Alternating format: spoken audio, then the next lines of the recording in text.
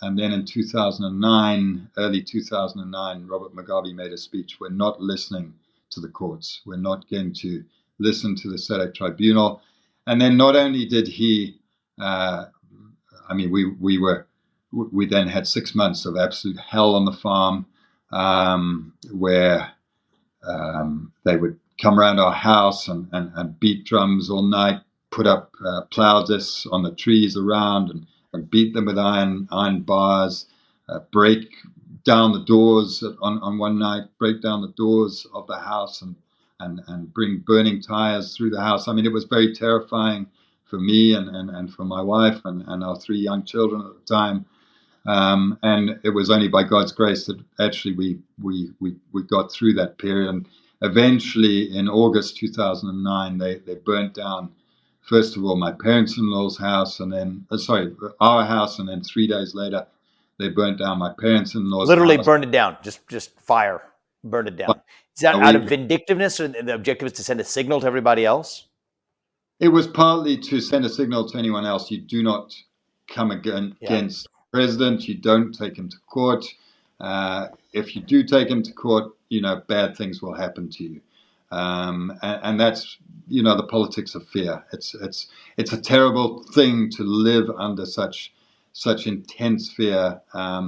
We only really understood the importance of property rights, the importance of the rule of law, when those things were taken away from us. Most people in America and Europe and other places where you enjoy property rights, you enjoy the rule of law, you don't understand how foundational that is to making your country thrive, bringing food security, making sure that people are able to live well. Right. As soon as fear is brought into the equation through the taking away of the rule of law, it's a terrible place to be. Yeah. So can you say a word about the backdrop of racial identity politics in all of this? You haven't really touched on that. I think that history is the unspoken backdrop here. Inform our audience about that, because I just think from a U.S. perspective, it's fascinating. Yeah, I think it is. It's a very interesting subject. And, it's something that the ruling party, ZANU-PF, Robert Mugabe, tried to fuel, the state media. There was no independent media, no independent radio station, no independent television station. The state media, and there was no independent newspaper either. I mean, he had total control of the media, and he pushed it. He pushed it very hard. The fact that the white people were the enemy, the white people were the exploiters, we were the oppressors.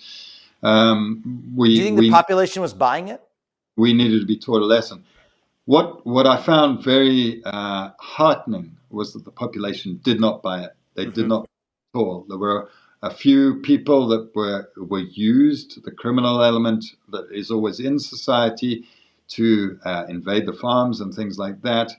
But the vast majority of the population did not buy into it at all. And certainly whenever I walk down a street as a white person, and obviously we're a very small minority in Zimbabwe, much less than 1% of the population, I have never had a feeling that because of the color of my skin, I am unwelcome. And in fact, it's quite the opposite. Many people come up to me, people that I don't even know, black people, and they come up to me and they say, and they know me because there was a documentary film made about our fight against Robert Mugabe and the courts. And they know me because they've seen that, and I've been on media and stuff. And they come to me and they say, "You're Ben Freeth, aren't you?" And I say, "Yeah." And they say, "Thank you for staying. Thank you for not leaving the country. We need you, and you will be able to farm in the future." And I get a tremendous kick out of the fact that there is that racial tension is not something that's real. It's something that's manufactured through the state media and through the powers that be that want to create hatred within society.